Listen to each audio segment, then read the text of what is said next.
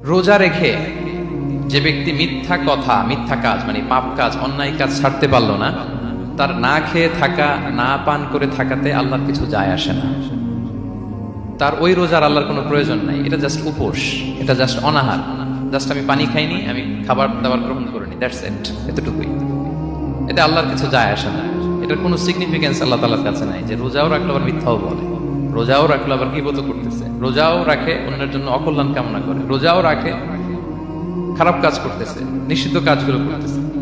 তাহলে এই রোজা রাখা না রাখার সময় এই রোজায় কোনো ফায়দা নাই।